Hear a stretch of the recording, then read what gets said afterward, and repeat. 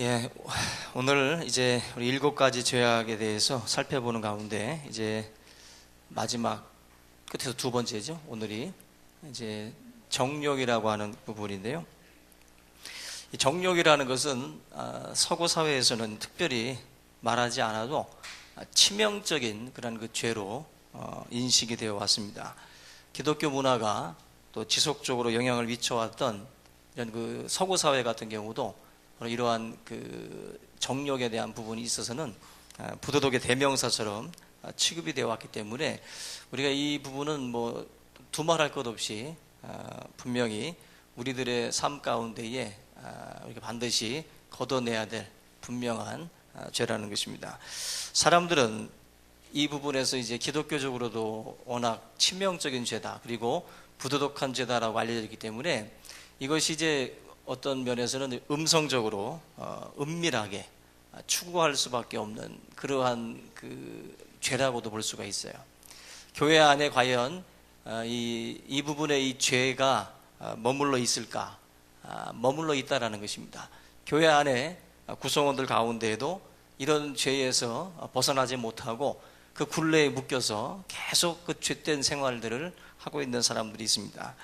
오늘날 사실 이 성적인 이 부분이 과거에는 뭐 음성적으로 은밀하게 이렇게 진행이 됐다면 요즘은 음성적이지도 않고 은밀하지도 않습니다. 그냥 공개적으로 다 드러내놓고 정말 광장으로 다 뛰쳐나왔어요. 이제는 절대로 숨어서 이런 일들이 벌어지지 않습니다. 거리와 광장에서 당당하게 아주 활보를 하고 있어요. 제가 며칠 전에 아이들 데리고 롯데월드를 갔다 왔어요. 저의 기쁨을 위해서 간 건 아닙니다. 아이들의 기쁨을 위해서 갔는데 거의 뭐 1시간 반에서 2시간을 기다리게 만들어요. 놀이기구 하나 타는데. 근데 놀이기구를 타는 그 기다림의 어떤 그 짜증보다도 앞에 있던 그 연인들이 나를 무척 짜증나게 만들었어요. 수백 명이 줄을 서 있는데 그 자리에서 제 바로 눈앞에서 애정행각을 벌이는데 차마 눈 뜨고 볼 수 없는 짓을 하더라고요.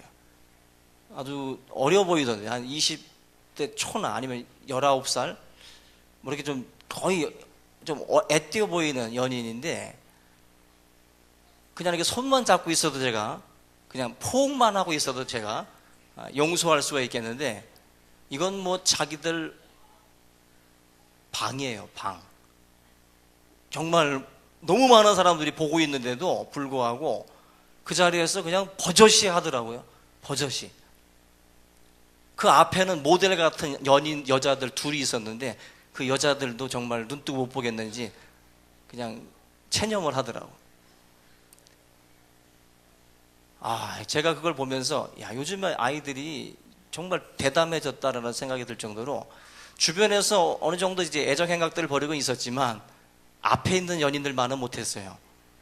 근데 정말 제가 눈 뜨고 못 볼 정도로 뭐 귀에다 입에다 그냥 상상을 하시면 됩니다. 그야말로 우리 주변에서 지금 음성적이지 않습니다. 정말 공개적으로 모든 사람들 앞에서 그런 행위들을 하고 있어요. 사실 우리가 살고 있는 이 시대는 눈을 뜨고 잠자리에 들 때까지 사실 이러한 어떤 그 음란한 그러한 영상들, 음란한 문화들을 사실은 우리가 다 접합니다. 그죠? 뭐 스포츠라든지 스포츠 신문이라든지 각 사이트에 검색을 하고 들어가게 되면 그 주위에 있는 모든 그 사진들이 정말 다 음란하고, 그죠? 사람들의 이런 그 정욕을 그 부추기는 그러한 영상들이 다 떠올라요. 바로 그러한 것들을 보면서 사실 우리들이 지나가고 있거든요. 이것이 이렇게 득세하고 있는 이유가 자본과 결탁을 하기 때문에, 이 정욕이라는 것이 자본과 만나니까 이게 더 힘을 얻어서 우리 주위에 정말 공개적으로 이러한 문화들이 드러나고 있다는 것입니다. 피터 크리프트라는 분이 이런 말을 했습니다. 만약 성이 현대 사회에서 제거된다면 우리 사회는 경제 공황에 빠질 것이다. 성이라는 것이 빠져버리면 경제 공황이 온대요. 그 정도로 모든 것 속에 성이라는 것이 다 들어가 있어요. 그래서 우리가 광고를 여러분들 보시면 청바지 광고, 맥주 광고, 소주 광고, 아파트 광고, 모든 광고를 보세요. 그 광고에 도대체 성적인 게 왜 들어갑니까? 근데 그 광고 속에 다 성적인 요소들을 다 집어넣어요. 요즘엔 야구장에서 시구할 때도 보셨어요? 선정적으로 시구를 해요. 옛날에는 양복 입은 아저씨들 나와가지고 그냥 공 한 번 던지고 들어갔는데 요즘에는 그런 아저씨들을 부르지 않습니다. 다 선정적인 그런 배우들, 아이돌, 가수들을 불러가지고 공 하나를 던질 때도 선정적으로 공을 던져요. 그게 지금 우리가 접하고 있는 문화예요. 전혀 그런 것들이 낄 이유가 없는데 그러한 것들이 우리 모든 곳곳에 광고에 모든 스포츠라든지 이런 문화 속에 다 성적인 것이 결탁을 해서 들어갑니다. 그만큼 우리 시대가 그런 부분에서 굉장히 좀 뭐라면 오픈되어 있다. 좋게 말하면 오픈되어 있어요. 너무 그런 것들이 비밀스러운 장소에서 비밀스럽게 찾아가서 접하는 그런 문화가 아니라 이제는 자본과 결탁을 하니까 그런 것들이 아주 그냥 공개적으로 사람들 앞에 백주대낮에 모든 사람들 앞에서 나타나고 있다는 거죠. 우리 삶의 중심이 되고 말았다. 오늘 요즘에 그 아이돌 그룹들이 나와서 춤추는 거 보세요. 거의 뭐 술집의 무희들이 거의 춤추듯이 춤을 춥니다. 그 아이들 앉혀놓고 10대 아이들 앉혀놓고 정말 보기 민망한 부모들과 같이 앉아서 영상을 못 보겠어요. 애들이 부르는 노래를 보려면 민망해서 못 봐요. 민망해서. 그 정도로 뮤직비디오라는 것 자체도 굉장히 선정적이고 무대 위에서 춤을 추는 것도 선정적이고 가사 또한 선정적입니다. 가사를 읽어보면 기도 안 찹니다. 너무나도 그런 그 성적이고 섹스에 관련된 가사들이 버젓이 나와요. 예전에 우리가 듣던 70년대, 80년대 같은 그런 서정적이고 낭만적인 가사가 없습니다. 거의 다 그냥 직선적이고 아주 도발적인 가사들로다가 채워져 있어요. 그야말로 성적인 것이 우리 주위에서 삶의 중심의 자리를 잡고 있다는 것입니다. 왜 이렇게 이러한 것들이 중심에 오게 됐냐면은 개인적인 어떤 그 성욕이나 성적인 권리를 이제 주장하면서 자유민주주의 뭐 이런 어떤 걸 주장하다 보니까 영상이나 뭐 인터넷이나 이런 모든 문화 속에서도 이런 것들을 이제 열어놓다 보니까 사실 그 속에서 음성적이었던 문화들이 이제 수면 위로 다 올라왔어요. 그러면서 자유를 외치고, 그죠? 자기들의 권리를 주장하면서 그러한 문화들이 공개적으로 다 드러나기를 시작했다는 것입니다. 그런데 우리가 이 정욕이라고 하는 이 부분을 다루면서 우리가 또 한 가지 짚고 넘어가야 될 것은 성욕이라는 것과 정욕이라는 것은 다릅니다. 성욕은 죄가 아닙니다. 하나님께서 인간을 창조하시면서 성을 남자와 여자로 구분했어요. 그러면서 성적인 욕망을 통해서 사실은 이 세상의 모든 인류가 또 퍼져나가기 시작을 하는 거거든요. 성적인 욕망이 없다면 남자와 여자가 만나서 가정을 이룰 수가 없어요. 그죠? 다홍석천 같은 사람들만 있으면은 그냥 남자들끼리 그냥 불만 붙는 거죠. 여자를 봐도 목석이죠, 완전히. 그렇게 되면 결국 인류는 얼마 가지 않아서 아무리 많아도 예전에 제가 비유를 들었던 것처럼 인류가 아무리 많아도 그 섬, 그죠? 동성연애가 판을 치는 섬은 아무리 인구가 많아도 그 섬은 멀지 않은 장래에 씨가 말라버립니다. 아무도 남지 않게 돼요. 결국 우리가 살아가고 있는 이 시대에 성욕이라는 것과 정욕이라는 것은 구분을 해야 돼요. 그래서 하나님께서 창조하신 성이라는 것은 우리가 결코 부정할 필요는 없습니다. 그걸 통해서 하나님의 계획이 하나하나 이루어져 가는 것이기 때문에, 그러면서 정욕은 뭐냐면은 바로 통제할 수 없는 과도한 성적 욕망입니다. 통제할 수 없는. 그게 바로 정욕인데 이것은 성경에서 죄악시하는 거예요. 오늘 우리가 다루는 부분이 바로 그 정욕이라는 것입니다. 왜곡된 성욕이 정욕이에요. 왜곡된 성욕이 바로 정욕이다. 상대를 원하긴 원하는데 자신의 쾌락만을 목적으로 원한다. 자신의 쾌락만을 목적으로 해서 상대를 원하는 것이 바로 정욕이라는 것입니다. 그리고 그 상대방을 이용하기만 하는 것이죠. 그러나 하나님이 주신 그 성욕을 통해서 결국 사람이 남자와 여자가 만나서 가정을 이룰 때에는 그 사람을 수단으로 보는 것이 아니죠. 그죠? 그 사람이 목적이 되고 그 사람을 만나서 하나님이 주신 그 성의 그 아름다움을 같이 나누는 것인데, 정욕이라는 것은 그런 방향이 아니에요. 정욕이라는 것은 단지 그 사람이 목적이 아니라 수단이 되는 거예요. 수단이 돼버리면 그 사람은 이용하고 나서 버리는 존재가 됩니다. 그래서 성경에서 바로 이와 같은 정욕에 대해서 죄라고 말씀을 하는 겁니다. 이 정욕이라는 단어가 본래 사치 그리고 탕진이라고 하는 의미를 가진 그 라틴 말에서 나왔어요. 그 의미가 도대체 서로 연결이 되지 않는 듯해 보이지만, 사치와 탕진이라는 것은 뭐냐면은 자신을 위해서 상대의 육체를 어떻게 보면은 막 탕진하는 거죠. 정말 귀하게 쓰는 어떤 그런 그 존재가 아니라 정말 사치스럽게 정말 탕진해서 쓰는 그러한 것이 바로 정욕적인 그러한 삶의 모습이라는 것입니다. 저와 여러분들이 한 남자와 한 여자가 만날 때 그 사람의 내면, 그죠? 인격, 삶, 성품 이런 모든 것들을 사랑하고, 그죠? 그 속에서 만나서 하나의 가정을 이루는 것인데, 정욕에 빠진 사람들은 사실 그런 것에 관심 없습니다. 그죠? 그래서 하룻밤에 만나서도 서로 같이 잠을 자고, 그죠? 그리고 그 다음날 서로 모른 척하고, 그야말로 우리가 볼 때 말도 안 되는 일들이 이 세상에서 벌어지고 있는데, 그것이 뭐냐면은 정욕에 이끌리는 삶의 모습이에요. 정욕에 이끌리는 사람들은 절대로 그 사람 상대방의 그런 어떤 인품이나 그런 인격이나 여기에 구애받지 않습니다. 단지 이용하고 단지 즐거움의 대상으로 쓰고 버리는 존재예요. 그렇기 때문에 이 정욕은 성경적으로 볼 때는 정말 무서운 죄라고 할 수가 있다는 것입니다. 수도사들 가운데에 에바그리우스라고 하는 수도사가 있어요. 이분이 정욕을 죄 중에 잔인한 죄라고 그랬어요. 잔인한 죄.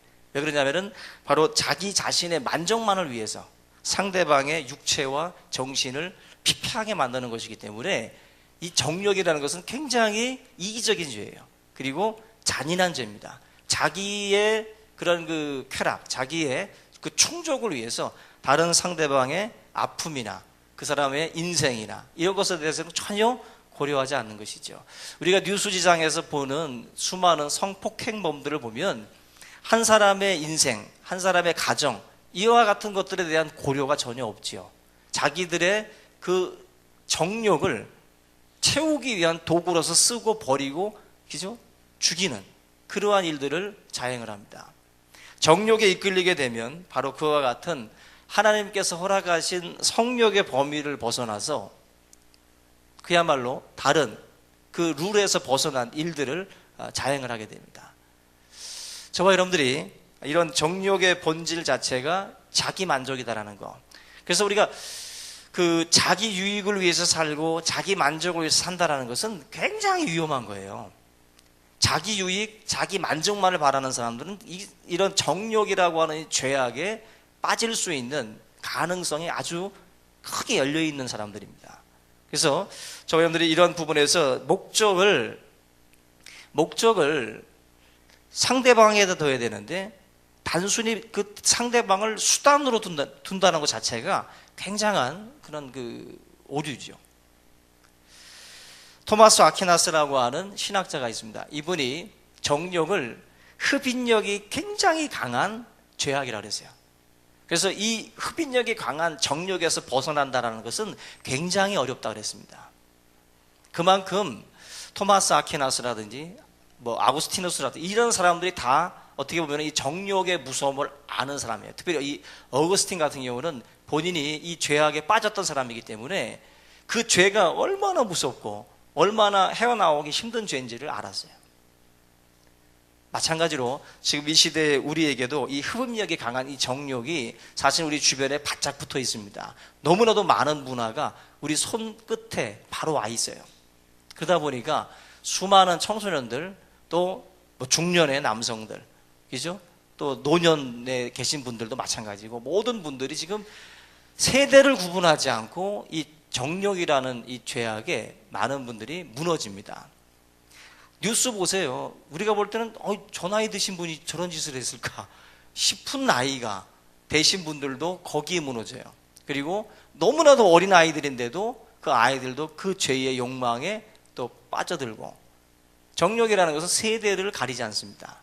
모든 세대를 다 아우르고 모든 세대의 사람들을 다 빠지게 만들 수 있는 흡입력이 굉장히 강한 죄가 바로 이 정욕이라고 하는 이 죄입니다. 근데 토마스 아퀴나스가 이런 말을 했어요. 정욕은 육체가 약하기 때문에 범하는 죄이기도 하지만 더 깊이 들어가 보면은 의지의 문제라고 그랬어요. 의지, 마음의 문제가 크다라는 거예요. 이 정욕은 육체의 약함, 인간은 죄인된 본성이 있기 때문에 육체적으로 약해요. 그래서 기울어질 수 있습니다. 그런데 의지와 마음의 문제가 굉장히 크다는 거예요. 의지와 마음. 그 하나님 안에서 기쁨을 찾고자 하는 의지가 부족하기 때문에 바로 그와 같은 정욕의 자리로 사람들이 빠져든다. 그래서 여러분들이 이 쾌락, 기쁨을 찾을 때 하나님 안에서 찾으려고 노력을 해야 돼요. 그러지 않다 보면 자꾸 우리 마음 가운데 있는 이 정욕, 육체의 소욕이라는 게 있는데 이 소욕이 자꾸 우리의 방향을 정욕의 방향으로 끌고 간다는 거예요. 그래서 우리 안에 있는 욕구는 두 가지입니다. 성령의 소욕과 육체의 소욕이에요. 근데 이 성령의 소욕이 불일 듯 일어나도록 자꾸 이끌고 나가야 육체의 소욕을 그나마 누를 수가 있어요. 육체의 소욕은 사라지지 않습니다. 죽는 순간까지 우리의 곁에서 우리를 계속해서 노리고 있는 그 소욕이에요. 육체의 소욕이라는 게. 그런 면에서 이 정욕이라고 하는 이 부분은 저와 여러분들이 하나님의 안에서 기쁨을 찾으려고 하는 노력이 없으면 이 흡입력에 빨려들 수밖에 없습니다. 빨려들 수밖에. 산상수훈에서 예수님이 하신 말씀 가운데 살인, 간음, 음란은 마음에서 온다라고 그랬어요. 살인, 간음, 음란은 마음에서 온다. 결국 정욕이라는 것은 마음과 의지의 문제라는 거예요. 마음과 의지의 문제. 명령대로 육체의 소욕이 명령하는 대로 끌려가는 거예요. 그 명령에 내가 의지적으로 따라간다는 거예요. 우리가 하나님의 말씀 안에서 이 마음에서 시작된다라고 하는 것을 명심하고, 그래서 잠언에 보면은 무릇 지킬 만한 것보다 더욱 네 마음을 지키라. 생명의 근원이 이에서 난다. 성경은 두구두구리 보고 마음을 지키래요. 우리 마음 가운데에 찾아 들어오는 이 모든 것에 대해서 저와 여러분들이 지켜야 됩니다. 걸러낼 줄 알아야 되는데 이 부분에서 우리가 우리의 마음을 지키지 못하면, 그리고 의지적으로 이 부분에 대해서 거부하고 거절하는 우리들의 노력이 없으면 사실 이건 힘들다는 거죠. 우리 성도님들의 지금 삶 가운데에 오늘 다루고 있는 이 주제는 결코 멀리 있는 문제가 아니라고 저는 봅니다. 지금 수많은 청소년들도 그렇고 청년들도 마찬가지고 우리 모든 장년부들도 마찬가지. 오늘 이 주제는 결코 우리가 나랑은 상관없어가 될 수 없어요. 이 문제는 모두에게 다 포함이 되는 굉장히 중요한 주제라고 생각이 됩니다. 정욕의 원인이라는 게 있는데 성경은 첫 번째로 나태와 긴밀하게 이 정욕이라는 것이 연결되어 있다라고 말씀을 합니다. 나태함. 그러니까 결국 이 나태해지면 정욕으로 그 물꼬를 트기 시작을 해요. 나태해지면 정욕이라는 쪽으로 결국 흘러갈 수밖에 없다. 그것이 성경이 우리에게 말씀하는 일들입니다. 다윗이 밧세바를 불러들인 사건 우리가 잘 기억을 하는데, 다윗이 밧세바를 불러들일 때 원래는 다윗이 출정을 해야 될 때였어요. 전쟁에 나갔을 때 다윗은 언제나 앞장섰습니다. 다윗은 모든 전쟁에 앞에 나가서 싸웠어요. 그게 다윗의 진정한 모습이었어요. 근데 다윗이 밧세바를 범할 때 상황을 성경에 묘사하는 걸 보면은 다윗이 출정할 때가 되는데도 불구하고 다윗이 안 나가는 거예요. 다윗이 전장으로 나가야 되는 때인데 안 나갑니다. 이제는 내가 나갈 필요가 있나? 이제 좀 쉬자. 마음이 풀어졌어요. 나태해졌어요. 그때에 밧세바가 자기 앞에서 목욕하는 장면을 보게 되고, 거기서 다윗이 그 여인을 불러오고 또 거기서 간음을 하고, 그 사건을 무마시키기 위해서 그 남편 우리아를 또 살해하고, 이와 같은 엄청난 죄악들을 범하게 되는데, 그 상황이 바로 나태해졌을 때예요. 자기가 해야 될 일들, 서 있어야 될 그 자리에 서 있지 아니하고 나태함 가운데 빠졌을 때, 그와 같은 이 정욕의 유혹 앞에 여지없이 다윗이 무너졌다는 것입니다. 늘 다윗이 골리앗과 싸울 때만 해도 그 다윗이 과연 이런 죄를 범할까 우리는 추워도 생각할 수 없어요. 근데 그 다윗이 골리앗을 죽이고 하나님의 이름을 더럽힌 그 사람을 목을 쳐서 이스라엘에게 승리를 주었던 다윗이 그렇게 허무하게 무너집니다. 언제? 나태에 빠졌을 때, 그때 정욕적으로 물꼬가 트는 거예요. 그러면서 그가 과거에 전혀 생각도 못했던 그 죄의 자리로 그가 끌려가는 것입니다. 이게 바로 다윗의 모습이에요. 저와 여러분들도 자신할 수 없습니다. 심신이 느슨해져 있을 때, 그때 정욕의 유혹에 우리도 넘어질 수 있어요. 휴가 때 뭐 바캉스 베이비라는 말 많이 들어봤죠? 이 바캉스 베이비라는 말은 괜히 나오는 게 아닙니다. 바캉스는 사람의 마음을 풀어지게 만들어요. 여행이라는 것은 내가 서 있는 그 자리에 나를 모르는 사람들이 많이 있어요. 여행의 장소로 가게 되면. 여기는 인천 주안은 본물이 많어. 심신이 그래도 긴장돼 있다고. 근데 내가 알지 못하는 사람들 군중 속에 들어가게 되면 우리 심신이 느슨해져요. 풀어진다고. 그때는 남이 안 보니까 저것도 한번 해보고 이것도 한번 해볼까. 이 정욕의 유혹에 마음이 열리기 시작을 해요. 물꼬가 터진다는 거예요. 조심하셔야 됩니다. 강원도 정선 도박장 주변에서 캠핑하지 마세요. 거기 들어갑니다. 아무도 안 보는데 한번 들어가 볼까? 들어가게 돼 있어요. 유혹의 자리에 심신이 연약할 때 들어가게 되면, 느슨해질 때 반드시 저희들 무너지게 됩니다. 생활의 권태가 찾아올 때도 마찬가지죠. 뭐 중년이 되면 생활의 권태 찾아오고 만족감이 없어서 뭔가 다른 출구들을 찾잖아요. 그럴 때 위험하죠. 그때 정욕의 유혹이 다가오면 아무도 남아나지 않습니다. 며칠 전에 산악회를 취재한 방송을 본 적이 있는데, 산악회, 등산을 좋아하면 얼마나 건강에 좋습니까? 그런데 이 산악회가 불륜의 현장이에요. 저는 깜짝 놀랐습니다. 왜 그런가 보니까 산악회에서 가입을 해가지고 산을 타다 보면은 험한 산, 그죠? 만나게 되면 힘들어하는 여자들을 보면 또 흑기사가 돼서 손 잡아주소 하고서 또 손 한번 잡아주고 땡겨주고 밀어주고 하다 보면 정든다는 거예요. 그러면서 한 번, 두 번 끌어주고 매주고 밀어주다 보니까 정이 들어가지고 그렇게 어마어마한 정력의 죄를 범하게 되더라. 또 산에 있는 커피 아줌마들하고 그렇게 많이 일이 벌어진답니다. 건강 찾으러 갔다가 건강도 잃죠. 뭐 보면 정말 산만 보고 가야 되는데 정말 다른 짓을 하다가 그렇게 무너지는 경우도 있죠. 부부관계 안 좋을 때는 산 타기 하면 안 돼요.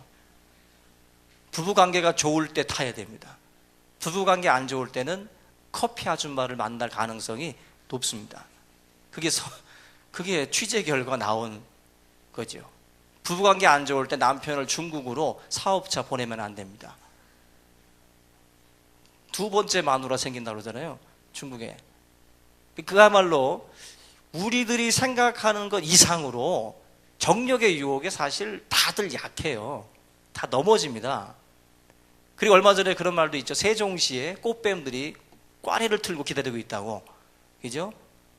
공무원들이 대거 교육을 위해서 아이들은 서울에 남겨놓고 아내와 남편들만 다 세종시로 내려오기 때문에 꽃뱀들이 꽈리를 틀고 어여 내려오라고, 또 한 잔 술만 먹으라고 바로 그냥 유혹하려고 그냥 준비하고 있다는 기사가 난 적이 있어요. 아마 제가 알기로도 지금 여지없이 물린 사람들이 많을 겁니다. 자기는 술만 먹겠다고 들어가지만 그 뱀들이 놔둡니까? 그걸 술만 먹게 다 넘어가죠. 결국 지금 우리가 이 부분에서 권태로운 삶, 나태해지고 느슨해질 때 다윗이 밧세바를 범하는 죄를 범하는 것처럼 우리의 삶에도 이와 같은 일들이 벌어질 수 있다. 가정 최대의 불행은 제7계명을 범하면서 일어납니다. 제7계명. 이 7계명, 간음하지 말라고 하는 이 계명이 무너지는 순간 가정도 같이 무너지는 거예요. 최대의 행복은 가정을 지키는 것인데 가정을 파괴하는 계명이죠. 이 계명을 범하는 것이. 이것이 결국 모든 성도들의 가정에 좀 아픔을 가져주는 결과를 가져오게 됩니다. 그 세이어즈라는 분이 이런 말을 했습니다. 인생이 최상의 상태에 오를 때와 또 바닥으로 내려갈 때 모두가 다 정욕에 취약하대요. 그런데 여러분들 생각에는 바닥을 칠 때와 또 정상으로 오를 때 어디가 더 약할 것 같아요? 정상에 오를 때가 약할 것 같지만 정상에 올랐을 때는 그래도 긍정적인 에너지가 좀 남아있답니다. 성공의 긍정적인 어떤 그러한 에너지가 있어서 그걸 극복할 수 있다고 그래요. 예를 들면 여러분들 일이 잘 풀려서 마시는 술은 덜 취합니다. 그런데 일이 꼬이고 안 돼서 마시는 술은 아주 깊이 취하죠. 그냥 인사불성될 정도로. 한마디로 정욕이라는 것에서도 깨어나고 빠져나오는 것도 바로 그래요. 성공을 칠 때보다는 침체에 빠졌을 때 더 빠져나올 수 없다는 거예요. 완전히 삶의 어떤 그런 기반들이 무너지고 굉장히 집안의 어떤 권태와 여러 가지 사업적인 면에서 이렇게 어려움이 왔을 때 이 정욕으로 빠져들어가게 시작을 하면 그때는 빠져나올 가망성이 거의 없다는 겁니다. 그만큼 힘들어진다는 거예요. 오늘 본문 말씀에 보시면은 굉장히 아주 의미 있는 말씀을 합니다. 그죠? 우리 잠언 5장 3절 한번 다시 보겠습니다. 대저 음녀의 입술은 꿀을 떨어뜨리며 그의 입은 기름보다 미끄러우나 나중은 쑥과 같이 쓰고 두 날 가진 칼같이 날카로우며. 지금 음녀의 이야기를 하면서 음녀는 정욕을 상징합니다. 정욕의 노예가 된 사람들은 처음에는 꿀처럼 달콤한 그러한 그 삶을 누리게 된다는 거죠. 그런데 잠시 후에 불어닥칠 후폭풍을 전혀 모르는 거예요. 지금은 달콤할지 모르겠지만은 얼마 지나지 않아서 그것이 뭐가 돼요? 두 날 가진 검이 되는 거예요. 두 날 가진 검을 함부로 갖고 놀다 보면은 다치게 돼 있죠. 정욕은, 이 음녀는 두 날 가진 검이라고 그랬어요. 이거를 쉽게 생각을 해서 자꾸 다루다 보면은 마치 삼손이 드릴라를 아주 가볍게 생각했다가 두 눈 뽑히고 연자몇 돌리잖아요. 한마디로 이 음녀가 가지고 있는 두 날 가진 칼을 잘 모르는 거예요. 날카로움을, 많은 분들이. 그래서 그 달콤함에 취해서 결국 거기에 빠진다는 거예요. 이번에 그 군산에 그 뭐 임산부 살인 사건도 보면은 경찰관의 불륜이죠. 경찰관의 그 불륜이 처음에는 서로가 다 달콤했겠죠. 그러나 그들에게 가져다 준 게 뭐예요? 쑥이에요, 쑥. 두 날 가진 검이라는 걸 그 사람들이 전혀 모르는 거죠. 그것이 그런 결과를 가져올지, 자기의 가정에, 자기의 생활에 그런 결과를 가져올지 처음에 생각이나 했겠습니까? 가볍게 생각한 거죠. 잠깐 즐기다가 서로 그냥 없던 것처럼 뭐 지우자라고 생각했겠죠. 근데 전혀 자기의 뜻처럼 그렇게 진행이 되지 않습니다. 바로 이 음녀의 입술은 꿀을 떨어뜨리지만 쑥이다, 쑥. 그런 것이 성경에서 우리에게 주는 말씀들입니다. 잠언 6장 28절 한번 보세요. 6장 28절 보면은 사람이 숯불을 밟고서야 어찌 그의 발이 되지 아니하겠느냐. 숯불을 밟으면 당연히 되지요. 정욕에 빠진 사람들이 자기는 안 다칠 거라고 생각하는 것 자체가 바보 같다는 겁니다. 당연히 그 죄를 범하는 순간 너의 삶에 화상을 입을 것이고 엄청난 쑥과 같은 결과들이 이제 찾아온다. 그것이 바로 이 성경에서 말씀하는 거죠. 29절, 남의 아내와 통관하는 자도 이와 같을 것이라. 이 숯불을 밟는 것을 남의 아내를 통관하는 것으로 비유를 하고 있어요. 그를 만지는 자마다 벌을 면하지 못하리라. 바로 성경에서 말씀하는 그 결말, 비참한 결말, 정욕에 이끌려서 우리가 범했을 때 그때 자신에게 돌아올 그 결말을 우리에게 말씀을 해주고 있어요. 사무엘상 13장에 보면은 성경에서 가장 어떻게 보면 성적인 그 문제를 다룰 때 가장 쇼킹한 그 장면인데요. 사무엘하 13장 보면은 이 다윗의 아들 암논이라는 사람이 나옵니다. 그리고 다말, 그의 이복 누이 다말이라는 여자가 나와요. 그런데 둘이 사랑해서는 안 됩니다. 그런데 이 암논이 다말을 흠모해요. 그래서 결국 조언을 얻게 되는데 너가 병상에 누워서 아픈 척해라. 그리고 다윗에게 말해서 자기 이복 누이로 하여금 문병을 오게 해서 자기 곁에서 요리를 좀 해달라고 그렇게 조언을 해줘요. 그대로 암논이 따라서 합니다. 그리고 이복 누이 다말이 암논에게 찾아와요. 그리고 그 상황에서 암논이 다말을 흠모했기 때문에 간음을 이제 하게 되죠. 그때 기가 막힌 일이 벌어지는데 다말을 범했던 암논이 범하고 난 뒤에 다말을 내쫓아 버립니다. 왜? 내 정욕을 다 채웠기 때문에 이제 너는 가라는 거예요. 그때 하는 말이 너가 앞전에 지은 죄보다 더 큰 죄를 졌다라고 이 다말이 이야기하죠. 한마디로 만약에 우리가 흔히들 이 시대에 보면은 속도 위반들을 하죠. 속도 위반들을 하고 난 뒤에 그나마 책임이라도 지는 그러한 일들이 있는데 지금 이 성경에 나와 있는 암논은 어떻게 하고 있냐면은 범하고 난 뒤에 정욕을 채우고 난 뒤에 버려요. 한마디로 수단과 같이 이용을 하고 그 여인을 버려버린 거죠. 성경에 나타난 예 중에 아마 가장 아주 추한 그러한 정욕의 모습이 아닌가 싶습니다. 결국 이 다말의 형제들, 이복누이다 보니까 다말의 그 형제들이 암논을 살해하게 되죠. 이 사건이 바로 다윗의 왕국 분열의 시가 돼요. 여러분들, 이게 다윗 왕국을 분열시키는 시가 바로 이 사건을 통해서 일어나게 됩니다. 우리가 이 다윗의 집안을 보게 되면 바로 이와 같이 아주 그런 그 간음의 문제와 연결이 돼가지고 상당히 복잡한 일들이 많이 벌어지는데 밧세바를 범했던 다윗의 이 사건도 그렇고 또 암논과 다말의 이 사건도 그렇고 이 사건들은 결과적으로 다윗의 왕국에게서 치명적인 결과들을 가져오게 돼요. 밧세바를 범했을 때에도 다윗에게 나단 선지자가 와가지고 당신이 범한 이 죄 때문에 이 다윗의 왕국은 이제 왕자들의 칼부림으로 피가 떠나지 않는다 그랬어요. 피가 떠나지 않는다. 칼부림. 그 사건, 밧세바를 범한 그 사건 때문에 다윗의 그 가정에서 그러한 피비린내나는 역사들이 이제 끊임없이 일어나게 됩니다. 그리고 후궁들을 백주에 다른 이들과 동침하는 그런 일들이 벌어집니다. 다윗에게 정말 자기가 범했던 그 죄를 뛰어넘을 엄청난 죄악의 역사들이 다윗의 가문에 일어날 것이다라고 하나님의 심판의 말씀을 하고 있다는 거예요. 결국 다윗 왕국은 밧세바를 범한 이후부터 내리막길로 이제 치닫게 돼요. 내리막길로. 가정이 무너지는 것도 마찬가지고 나라가 무너지는 것도 마찬가지입니다. 바로 그와 같은 이 정욕에 이끌렸던 많은 왕들, 그죠? 역사 속에서도 정말 수많은 왕들이 이 정욕의 죄에 빠져가지고 결국 무너지게 되죠. 잠언 6장 26절에 한 조각 떡만 남게 된다라고 말씀을 하죠. 음료로 말미암아서 사람이 한 조각 떡만 남게 된다. 오늘 제목이죠.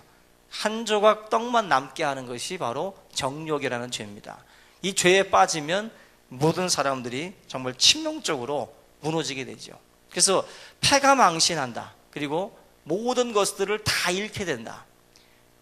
대표적인 예가 요즘에 뭐 윤창중, 그죠? 얼마나 가문의 명예였어요. 근데 그런 정욕에 이끌린 그 죄 때문에 가문의 먹칠하고 자기에게 찾아왔던 엄청난 그 기회를 일순간에 그냥 놓쳐버리는 거죠. 정욕의 죄에 이끌렸기 때문에. 평소에 아마 그와 같은 죄를 많이 범했으리라 생각이 돼요. 그 죄악에 물들었던 삶이 그 중요한 자리에 가서도 그것이 나오는 거예요. 그것이 풀어지죠. 외국에 나가면 풀어지죠. 여행지에 가게 되면 풀어지죠. 느슨해지죠. 그 속에서 수많은 정욕의 유혹에 빠져들게 되는 것입니다.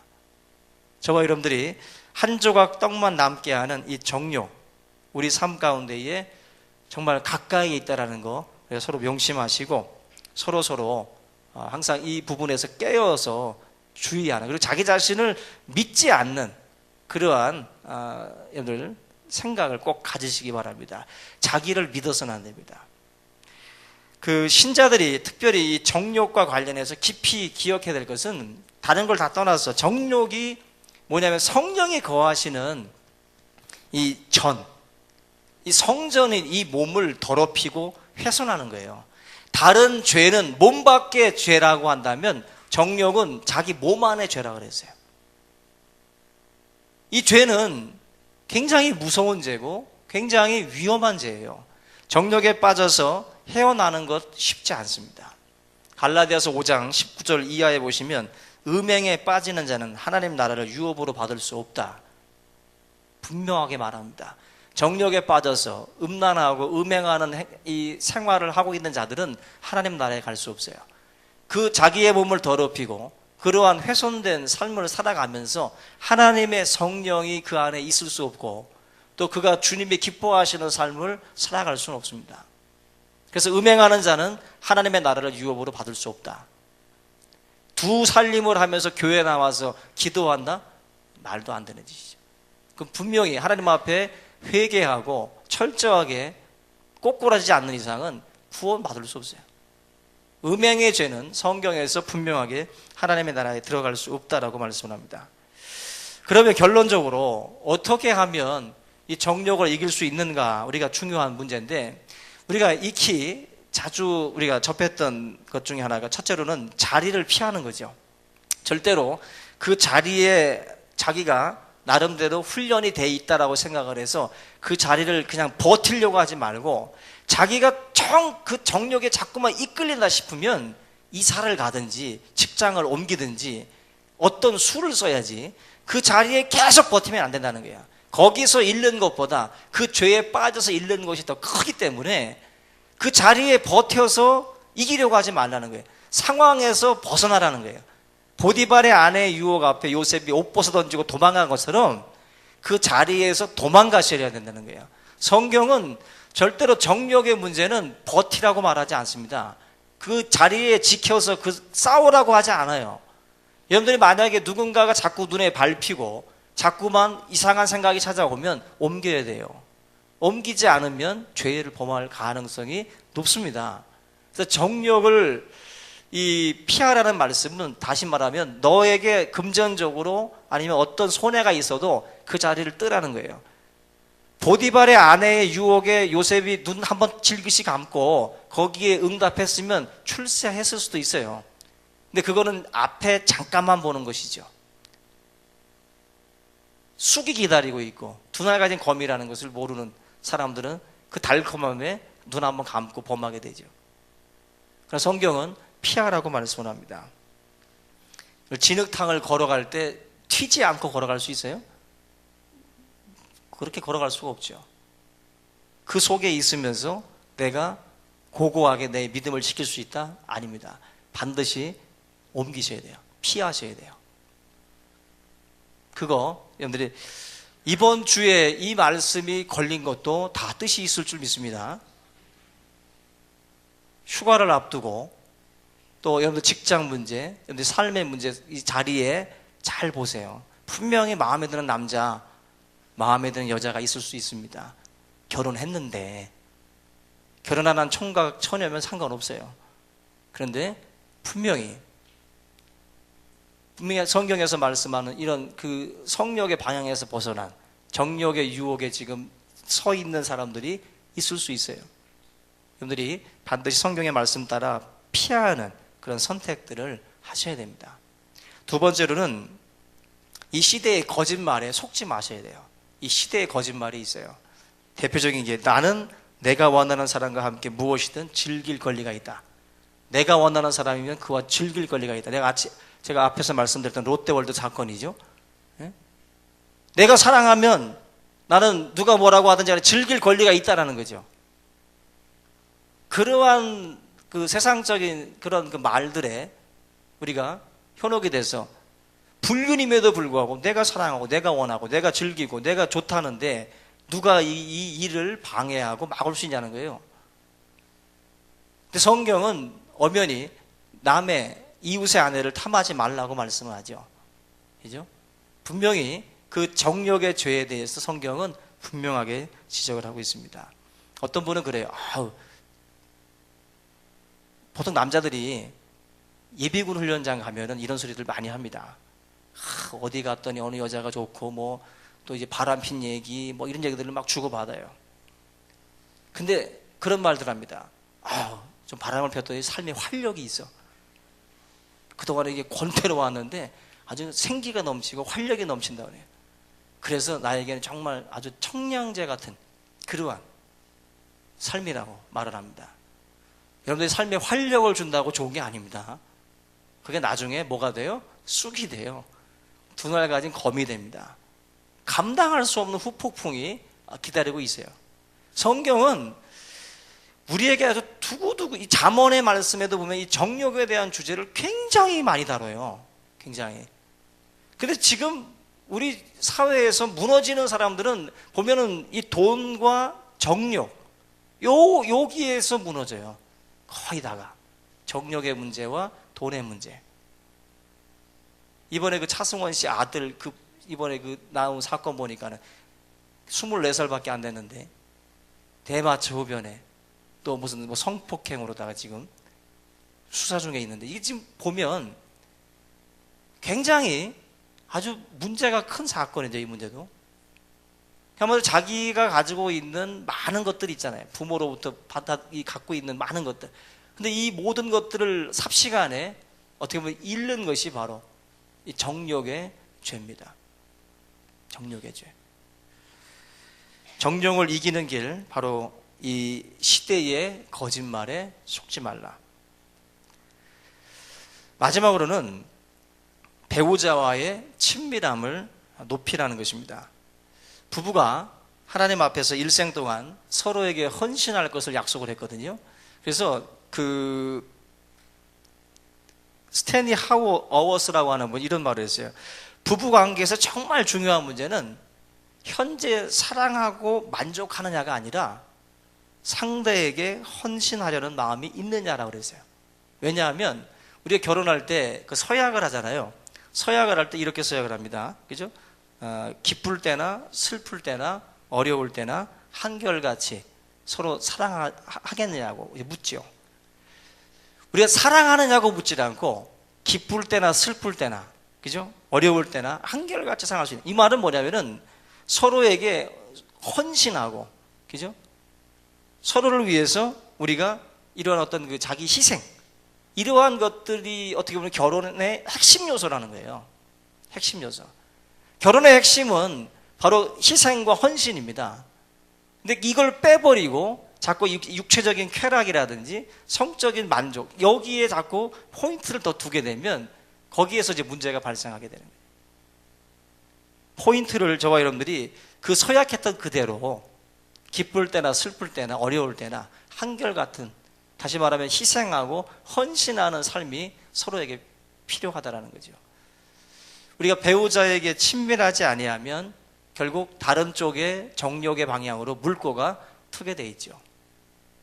하나님의 말씀들을 우리가 기억을 하면서 이 죄가 기다리고 있는 그 끝, 이 죄의 끝이 무엇인지를 우리가 분명히 알고 하나님의 말씀을 통해서 다시 한번 우리 스스로의 마음들을 우리가 정리하고 하나님 앞에 우리가 믿음으로 바른 삶을 또 살아나갈 수 있기를 주님의 이름으로 축원합니다. 우리 이 시간 같이 이 죄악에 대한 우리의 어떤 그런 강한 의지를 하나님 앞에 구하는 시간 될 수 있도록 기도하시고요.